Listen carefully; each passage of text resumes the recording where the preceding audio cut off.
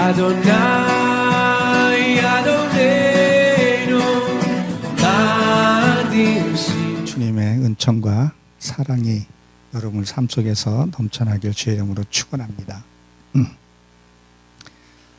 유다서를 계속 이어서 오늘 유다서 1장 22절에서 23절 국률이 여겨라라는 제목으로 함께 은혜를 나눠보도록 하겠습니다. 우리가 하나님 앞에 사랑받는다는 것을 본인이 느낀다면 진짜 행복합니다. 오늘 그것을 이제 말씀을 보게 되면 22절에 이렇게 기록이 되어 있어요. 어떤 의심하는 자들을 국률이 여겨라, 이렇게 기록이 되어 있죠. 내가 하나님 앞에 사랑을 받고 체험되고 행복을 느낀다면 나도 모르게 뭐예요? 나누어주는 자가 됩니다.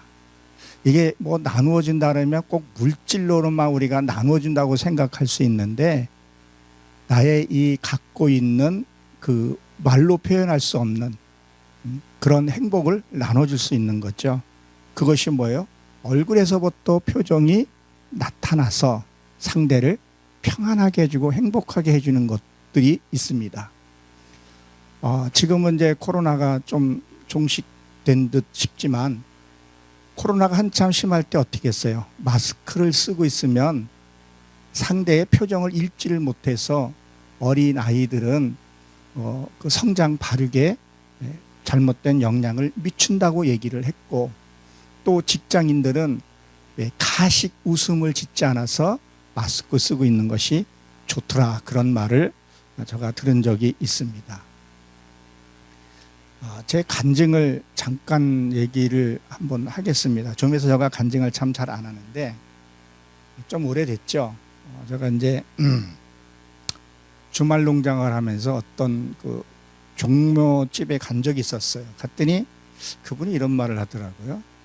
참 인물이 좋다고 그런 말을 하길래 그냥 속으로 웃으면서 진심이 와 닿더라고요.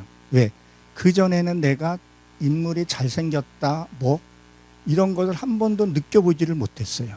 그 이유는요, 내 자존감이 많이 떨어져 있기 때문에. 키 크다는 것은 내가 인정을 하는데 인물이 좀 남다르다는 생각을 해본 적이 없었습니다. 그리고 내가 하나님의 사랑을 받고 하나님의 은혜가 나한테 채워지고 나니까 내가 정말 잘생긴 사람이구나, 자존감이 올라가기 시작하더라고요.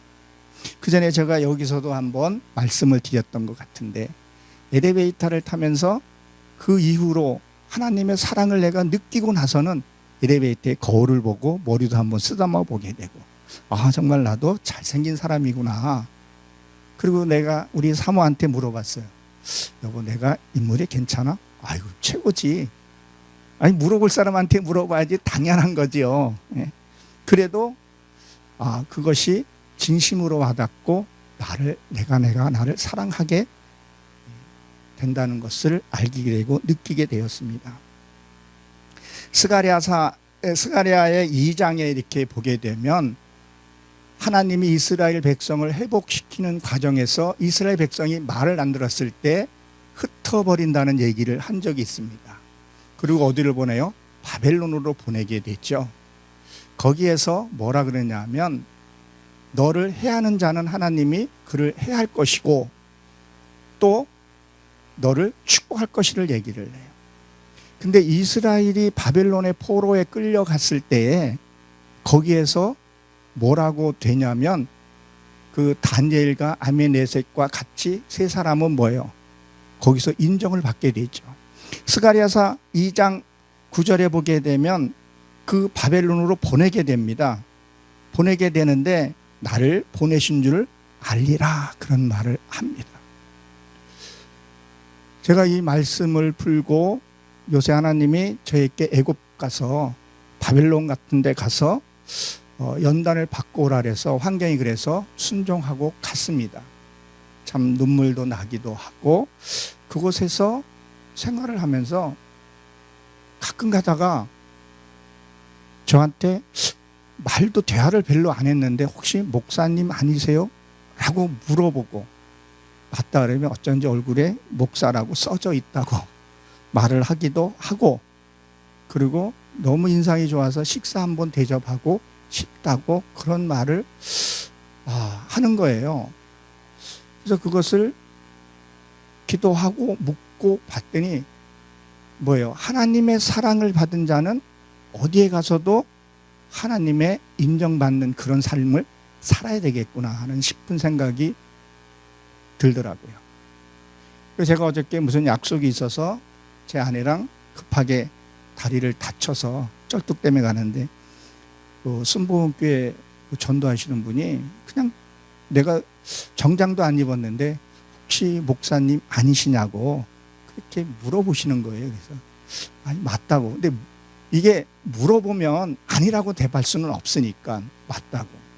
그리고 그런 애굽 같은 바벨론 같은 데 가가지고 내가 이 목사라는 신분을 밝히면 하나님의 영광도 가려질 것 같고 그리고 나 역시 행동하는 게 되게 제약될 수 있으니까 신분을 많이 감추고 일을 하고는 합니다. 그래도 알아보더라는 거예요. 성경을 비춰서 이렇게 봤을 때 하나님의 가라는 이유가 네가 그곳에서도 인정을 받는다는 거예요. 가끔 가다가 그 전에도 그냥 혹시 교회 다니세요? 예, 그러면 목사님이세요? 예, 어떻게 알아서 했더니 그냥 안다 그런 말을 했을 때 제 자신도 놀랄 때가 있어요. 저희 교회 이름이 향기교회인데 향기가 나야 하는구나 이런 싶은 생각이 듭니다. 스가랴서 2장 10절에 보게 되면 이렇게 기록이 되어 있어 여호와의 말씀이 시온 따라 노래하고 기뻐하라 이는 내 아내와 내가 와서 내 가운데 머물러 것이다 그랬어. 보혜사 성령님이 내 안에 오시게 되면 무슨 일이 벌어지냐는 거예요. 노래하고 기뻐하라는 거예요. 이건 명령으로 되어 있어요. 정말 그리스도가 내 안에 있으면요 나는 기쁠 수밖에 없어요. 왜 우리가 순금이 되게 되면 순금은 어디 가도 저 수세식에 가던 어디 정화조를 들어가던 금은 금이라는 거예요. 근데 뭐예요? 우리는 기복신앙을 갖게 되면 좋을 때는 하하되다가 어떤 어려움이 처하게 되면 떠나버리는 그런 경우들이 생길 수 있습니다. 그러니까 우리가 보혜사 성령이 진짜 내 안에 오게 되면 내 안에 있는 이 빈천 저주가 떠나가게 되는 거예요. 그리고 뭐요? 떠나가면 호세아서에 그 얘기가 나옵니다. 즉시 하나님의 말씀으로 채워야 돼요. 예수님도 그 말씀하셨죠. 하나님의 은혜로 반드시 채우지 않으면 모든 영이 사로잡히게 되고 더할 수 있다는 거예요. 여기서 이 스가랴서를 이렇게 쭉 보게 되면 그 예루살렘을 탄탄하게 하고 다시는 너를 침범치 못하게 한다는 얘기가 참 나와요. 이 말씀이 내 이 삶에서 적용이 안 되는 것은 말씀이 내 안에 뿌리를 내리지 못했다는 거예요. 그래서 요새 기도하는 것이 성령님 내 안에 오셔서 자정하게 됩니다. 그렇게 되면 뭐야? 기뻐하고 노래하고 기쁘게 된다는 거예요. 찬양은 언제 나와요? 아무 때나 나오는 것이 아니다는 거예요. 성령이 내 안에 자정했을 때. 처음에 성령이 오시게 되면 나의 어두운 것 처리할 때는 좀 힘든 부분도 있습니다. 이따가 또 한번 설명을 하기로 하고요. 시편 9장 17절에 보게 되면 이렇게 기록된 말씀도 있습니다. 악인들은 수울로 돌아가며 하나님을 잊어버리는 모든 이방 나라도 그리하리라 그랬었어요. 악인들은 수울로 갈 것이다 라는 말이 있는데 제가 이 말씀을 풀고 은혜 나누고 다시 묵상하고 되새김질하는 가운데서 은혜가 오는 것이 뭐냐면 이 악인들이 뭘까? 믿지 않는 사람들이겠죠. 지금 요새 코로나가 풀려서 있는 사람들은 어때요? 해외여행부터 시작해가지고 사치스러운 삶을 살죠. 그러나 없는 사람은요 열등감으로 자괴감을 갖고 살 수 있다는 거예요. 그것들이 뭐예요? 악인이 될 수 있다는 거예요. 그들은 뭐예요? 수월로 갈 것이다. 하나님을 떠나보는 자도 그리하리라 그렇게 되어 있어요. 그리고 18절에 보게 되면 궁핍한 자가 항상 잊어버림을 당하지 아니하며. 하나님이 이 그를 내가 하나님을 가까이 가려고 하고 그러는 자는 뭐예요? 하나님이 나를 감싸 주신다는 얘기를 하고 있습니다. 우리는 오직 하나님을 향해서 가야 합니다. 그리고 성령님이 내 안에 계시면 절대 흔들려서는 안 되는 것을 얘기를 합니다. 우리가 예수 믿는 사람이 늘 가난하고 남한테 빌리러 다니고 하는 것이 아니라 하나님이 내 안에 진짜 성령님이 오시게 되면 내 빈천 저주가 해결이 되고 그 안에 뭐예요? 우리가 흔히 기도하는 물권, 인권, 영권이 임하게 된다는 거예요. 그러기 위해서 우리가 어떠한 신앙생활을 해야 하는지 알아야 합니다. 악인이 무엇이고 덕이 안 되는 행동이 무엇인지 우리는 기억하고 살아야 합니다. 마태복음 5장 43절부터 이하로 쭉 읽어보게 되면 예수님이 너희 원수를 사랑하라 뭐 이런 말씀들을 쭉 가리키면서 46절에 뭐라고 기록이 되어 있냐면 너희가 너희를 사랑하는 자를 사랑하며 무슨 상급이 있으리요 세리도 이와 같이 하였느니라 했었어요. 우리는 사랑하는 사람, 교회 안에서도 무리 져서 유유상종하려고 하는 경우들이 있는데 내가 사랑하지 못하는 자들도 사랑하고 덮어야 한다는 거예요. 제가 요새 그 바벨론 같은 데 가서 거기 가서도 가시 같은 사람들이 있더라. 그 사람을 내가 끌어안고 품고 기도하며 미워하는 것도 살인죄니까 그런 것들을 다시 한번 생각하게 됐습니다. 내가 사랑할 수 없는 걸 사랑하는 것, 그게 진짜 하나님의 마음이라는 거예요. 그게 국률하는 거예요. 국률한 마음이라는 거죠. 우리는 뭐야? 하나님의 말씀을 받았으면 하나님의 말씀을 알고 행해야 되는 거예요. 행하지 못하는 이유가 뭐냐는 거예요. 그것은요, 하나님의 말씀을 체험과 믿음과 경험이 부족해서 일어나는 일이라고 저는 생각합니다. 그것이 대표적인 것이 기복신앙일 수가 있다는 거죠. 세상 물질을 구하는 그러한 신앙. 야고보서 4장 12절에 보게 되면 입법자와 재판하는 오직 하나님이시니 능히 구원하시며 멸하시며 멸하기시도 하시며 너는 누구건대 이웃을 판단하고 정죄하느냐. 우리는 판단하고 정죄할 그것이 없어요. 오직 하나님 한 분이신데 우리는 마음으로부터 정죄하고 판단하더라는 거예요. 그리고 자기 스스로 갇혀버리고 하나님을 원망하는 그런 불상사들이 있는데 우리는 하나님께 국률함을 구해야 할 줄로 압니다. 여기 국률이 여기다, 국률이 여기라는 이 단어는 불쌍히 여기다 이런 뜻도 갖고 있고 도움을 줄 자를 찾다 이런 뜻을 갖고 있어요. 도움을 구하는 사람들이 있어요. 말 한마디도 따뜻한 말을 듣고 싶어하는 사람들이 있다는 거예요. 내가 거칠게 말하고 하는 것이 아니라 이번에 바벨론에서 이렇게 보니까 참 말을 따뜻하게 하는 사람들이 있더라고요. 그냥 같은 크리스찬으로서의 그런 어떤 따뜻한 온정을 느끼는 것들이 있더라고요. 그런 온유한 성품을 가져야 합니다. 내가 무엇을 돕고 하는 것이 아니라 어떤 때로는 말 한마디 위로받고 싶을 때가 있죠. 그럴 때 그걸 우리가 캐치하고 따뜻한 그냥 가볍게 스킨십만 해줘도 그는 위로를 받고 긍휼함을 받게 된다는 겁니다. 그럼 뭐야? 내 속에 긍휼이 있어야 한다는 거예요. 하나님의 온유한 성품을 갖고 이룬 자는 뭐예요? 불쌍한 사람을 도울 수 있다는 겁니다. 그런데 내 안에 긍휼함이 없으면 나누어질 그런 여유가 없으면 절대 나누어질 수 없죠. 그래서 이 의심이라는 단어가 구별하다, 구별해서 배우다 이런 뜻을 갖고 있습니다. 그럼 뭐야? 말씀을 가지고 내가 배워서 여기 보면 논쟁하다, 싸우다 이런 뜻을 갖고 있습니다. 우리는 아닌 것 가지고 유괴 것 가지고 때로는 우리는 싸워서 승리해야 할 때도 있습니다. 사도 바울은 뭐라고 말씀했습니까? 내 속에서 두 법이 싸우더라. 근데 어느 것이 적인지 어느 것이 아군인지 이게 구별이 돼야 된다는 거죠. 그래서 내 자신부터 구별해서 배우고 뭐를 해야 된다고요? 전신갑주를 입어서 하나님의 말씀으로 우리가 세워져야 할 줄로 믿습니다. 유다서 1장 23절에 보게 되면 또 어떤 자를 불에서 끌어내야 그랬어요. 이 불에서 끌어낸다는 것이 무엇일까요? 아직 이루지 못한 부분들이 있어요. 내 속에서도 아직도 변화받지 못한 것들이 있어요. 이것들을 불에서 끌어내야 할 것을 얘기를 합니다.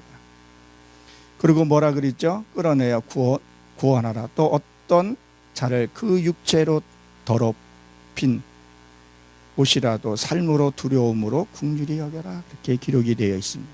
이것은요, 바꾸는 것을 얘기해요.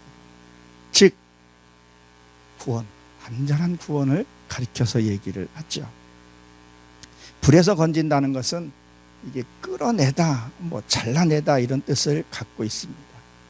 이것이 뭐냐면 이 언어에서 우리가 자기는 순하게 얘기하고 참 부드럽게 얘기를 한다 그러는데 상대가 상처받았다는 그는 잘못된 표현이고 잘못된 언어라는 거예요. 이거를 바로 잡아야 한다는 겁니다. 그러니까 삶 속에서 우리가 구원을 받아야 돼요.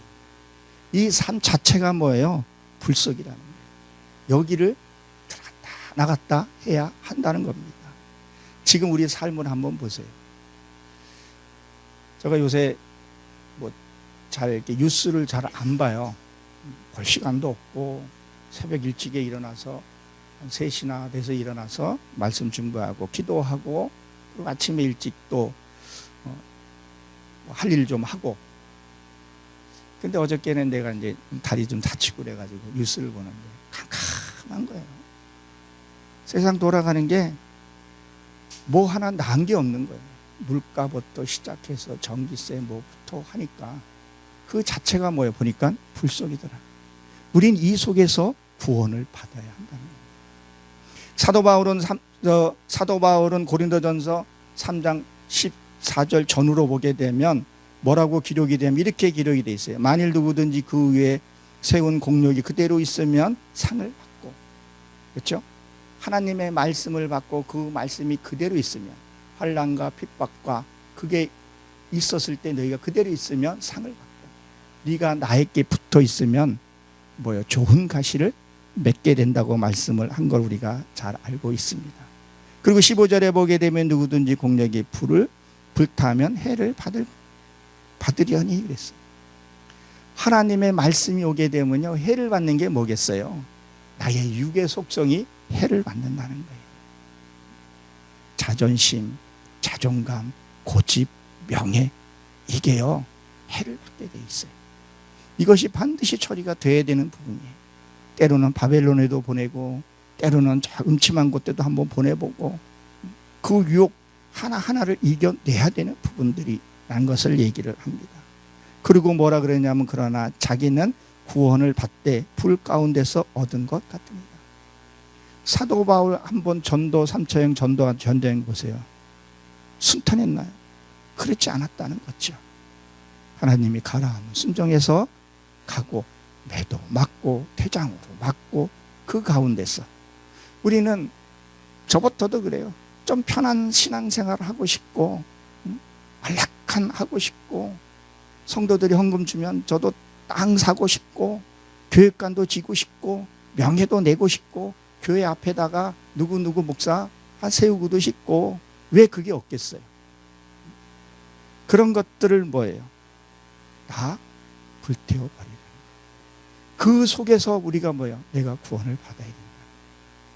어떨 때는 때로는 모진 말도 들어보고 자기감도 한번 느껴보고 그 속에서 좌절하는 것이 아니라 하나님 나는 어떻게 해야 할까요? 오늘 내가 아내한테 기도하면서 문자를 보내면서 출근을 시키면서 세상 사람들이 나를 비웃나이다. 주여 내가 주야로 눈물로 묵상하나이다. 나를 구원하소서. 그런 다윗이 멋진 기도를 하는 거예요. 내가 이 속에서 지금 이 바벨론 같은 데서 이 애국 같은 데서 내가 무엇을 깨달았고 하나님이 왜 집어넣는 것을 먼저 생각하는 거예요.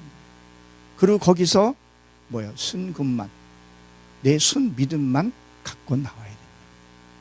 그러니까 아까 스가랴서 2장에 보게 되면 내가 보낸 줄을 알리라, 이방인도 알리라, 그렇게 기록이 되어 있어요. 그러면 절대 하나님을 믿는 자를 해할 수 없다는 것을 스가랴서에도 나와 있습니다. 14장 14절에도 똑같이 기록이 되어 있어요.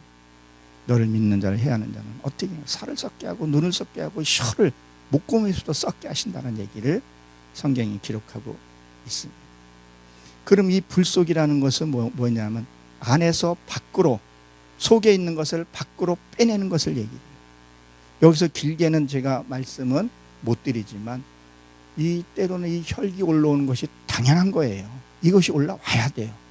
근데 이걸 어떻게 처리하냐가 문제인 거예요. 그때 진짜 중보해 주는 사람이 그 중보하면서 처리를 하는 거예요.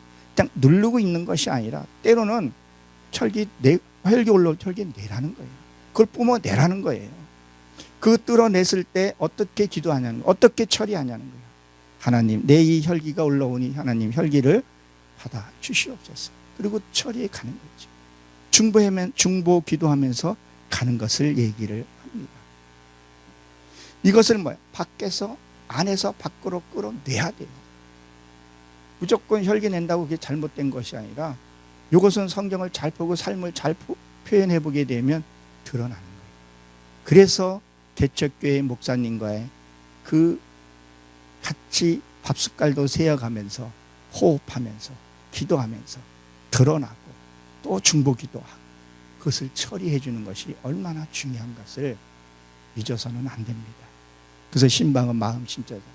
말씀 가지고 그 마음의 신방을 가서 그 악을 처리해 주고, 내가 이래서 혈기가 났는데 갑과 을에 있쳐서 내가 을 때문에 갑한테 화를 못 냈습니다. 그럴 때는 이러이러한 말씀을 이렇게 기도하십시오.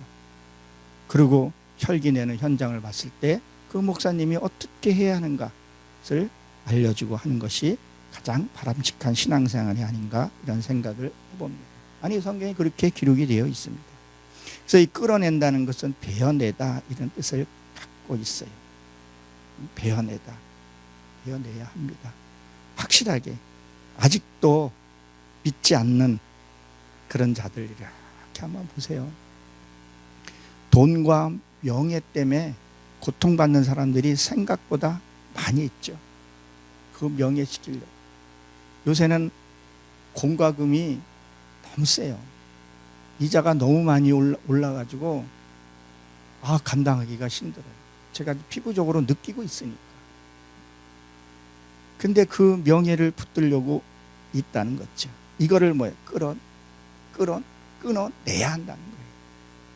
매번 얘기하지만 천국과 지옥은 확실하게 있고 분명히 있다는 것을 믿으셔야 합니다. 믿는 자들도 보게 되면 세상 사람보다 못하는 행동들이 종종 봅니다. 오직했으면 우리 기독교 보고 멍멍이 독이라고 하기까지는 하겠냐는 거예요. 그러면 우리가 전도하고 부흥 집회하고 하는 것이 무엇이냐는 거예요. 전도는 뭐예요? 모르는 사람 깨우쳐서 하나님 인도하는 게 전도 아니겠어요? 그러면 내 안에서도, 지난번에도 얘기를 드렸지만 내 안에 아직도 깨닫지 못한 부분을 깨달아야 된다. 말씀을 통해서, 묵상을 통해서 실질적인 것은 삶 속에서, 그 삶 속에서 뭐예요? 거기서 내가 확신을 받게 되는 거죠. 하나님 말씀이 이렇게 기록이 되어 있군. 체험된 자는요 절대 다시 그 일을 안 합니다. 체험해보지 못했기 때문에. 그 지옥이라는 것도 체험하지 못했기 때문에 엉뚱한 짓 하더라고요. 술 먹고 비틀대고 참 입에 담지 못하는 일들이 주변에서도 일어나더라고요. 부흥은 뭐예요? 부흥. 그야말로 교회 수가 늘어난 거죠. 외적으로 수가 늘어나죠. 그럼 뭐예요? 내 안에도 부흥이 일어나 있죠. 무슨 부흥이 일어나 있어요? 기쁨이 부흥이 나고, 말씀 보는 것을 기뻐하고 즐거워하고 찬양하고. 아까 스가랴에서 2장에 보면 다 노략질 해간다 그랬어요.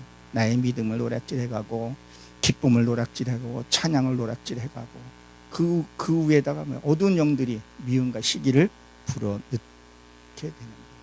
이 부흥은요, 깨달은 말씀이 하나님 말씀으로 부흥이 되어야 됩니다. 그러면 누가 함부로 할 수 없다는 거예요. 내가 먼저 부흥이 되고 내가 먼저 기쁨이 되면 베드로 고린도후서 6장 10절에 보게 되면 이렇게 기록이 되어 있죠.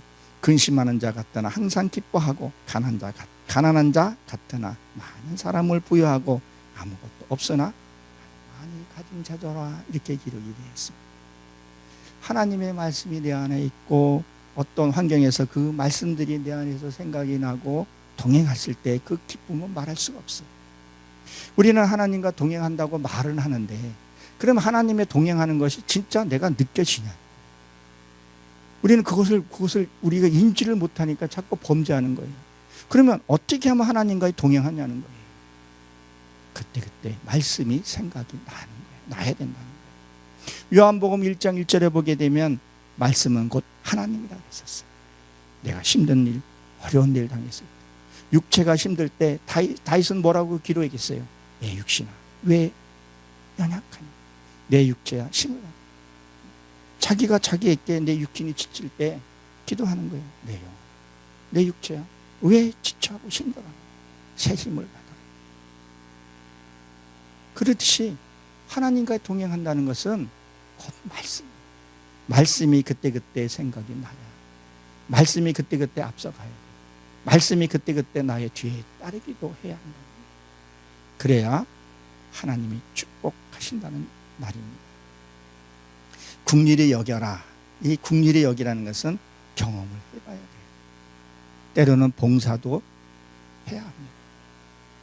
그 봉사 가운데서 이렇게 보게 되면요, 내가 그 사람을 돕는 것 같지만 실제로 내가 도움받고 깨닫는 것이 훨씬 많습니다.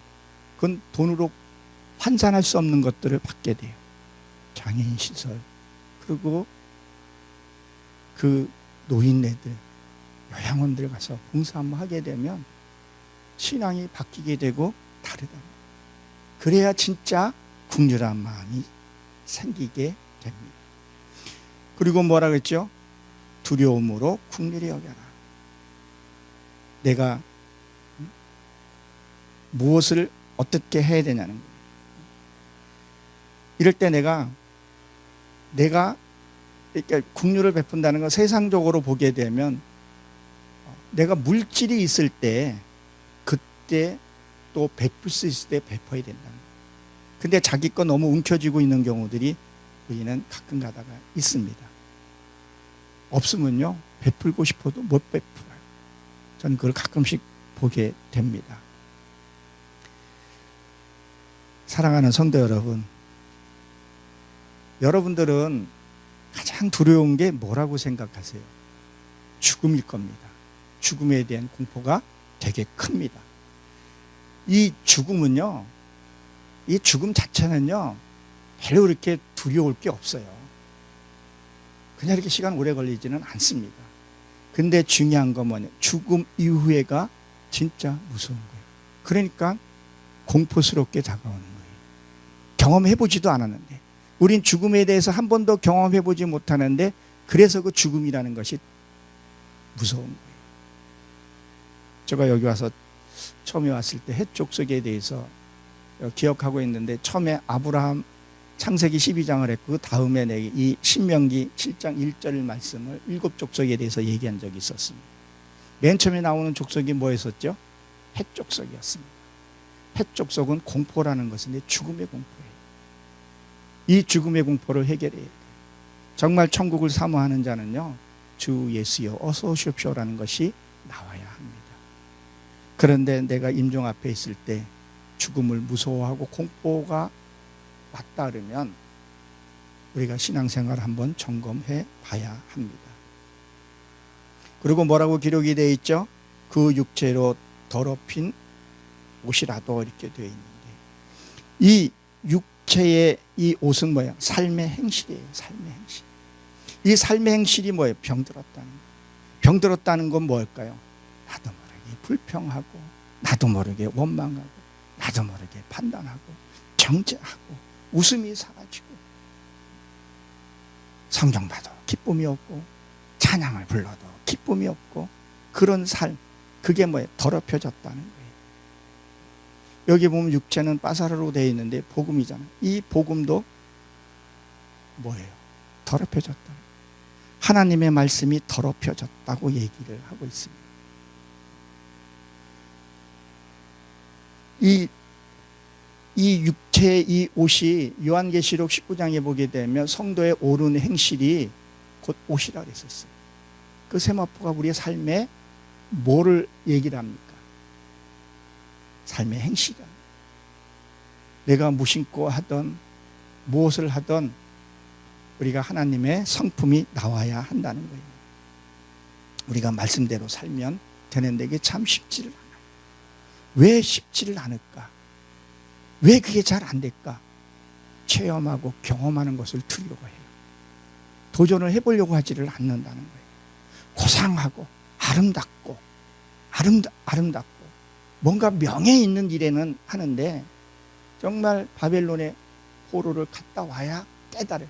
내가 그곳에 가야 깨달아야 할 것들이 있고 그곳에 가야 하나님의 줄 축복이 있는데 그 길은 피하더라는 거예요.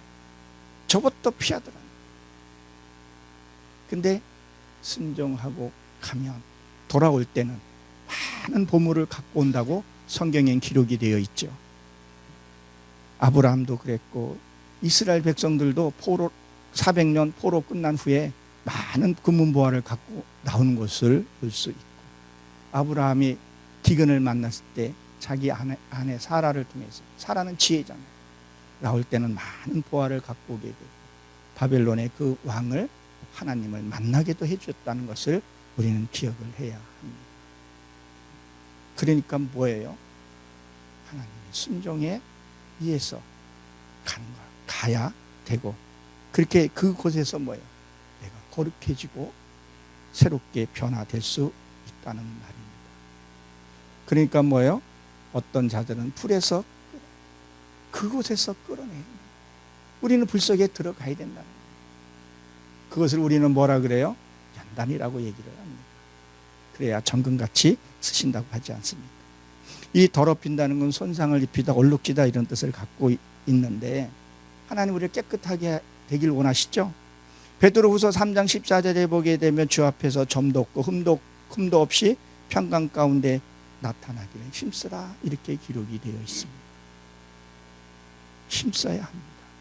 무엇을요? 내 안에 있는 육의 속성을 흠이 없게끔 힘을 써야 된다. 명예 그런 것 쫓는 것이 아니라 정말 하나님 앞에 내가 바로 설 수 있게끔. 고린도후서 13장 5절에 보게 되면 뭐라고 기록이 되어 있어요? 거기에서 너희가 그리스도와 함께 있는가 스스로 확증하라. 그렇지 않으면 뭐라 그래요? 너희는 버리운 자라고 성경에 기록이 되어 있습니다. 우리가 이 말씀이 하나가 구약의 말씀이든 신약의 말씀이든 이 말씀이 내 현실하고 맞지 않고 그냥 말씀 따로 삶이 따르게 되면 하나님의 역사가 일어나지 않죠.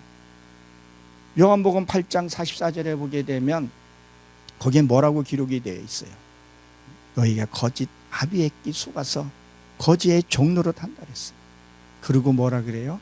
난 예수를 잘 믿는다. 그런 얘기를 할 수 있다는 거예요. 스게와의 제사장 같은 삶을 살 수 있다는 것을 우리가 기억해야 합니다. 내 믿음이 어디에 있는가 한번 점검을 해봐야 합니다. 세상이 너무 강팍하고 인정도 사라지고 참 죄송한 얘기지만 크리스찬들도 그전 같은 어떤 믿음을 참 보기가 쉽지 않은 듯 해요. 저만 느끼는 건지는 모르겠어요. 모이면 기도하고 흩어지면 전도하고 또 나누고 자기 소유를 다 나눠주고 했던 그런 시대가 참 그립기도 하고 해야 되는 교회가 자꾸 무너지는 이유가 뭐냐면 너무 이기적인 신앙생활, 기복적인 신앙을 너무 많이 주입이 되어 있고 그것으로 신앙생활을 하게 되면 하나님이 과연 기뻐하실까 한번 생각을 해봅니다. 우리는 이 말씀을 통해서 무엇을 깨달아야 합니까? 내 삶에서 이 말씀이 실제 생활, 내 삶의 예배에서 적용이 되냐는 거예요. 이 적용이 됐을 때 하나님이 잘했다 칭찬하실 겁니다. 오늘 이 방송을 듣는 청취자 여러분들, 하나님이 나를 인정해 주는 그 무리 속에 아니라 그 무리 속에도 나를 이름을 기억해 주고 나를 불러주는, 그리고 칭찬받는 우리 모두 그런 성도가 되시길 주의 이름으로 축원합니다. 축원합니다.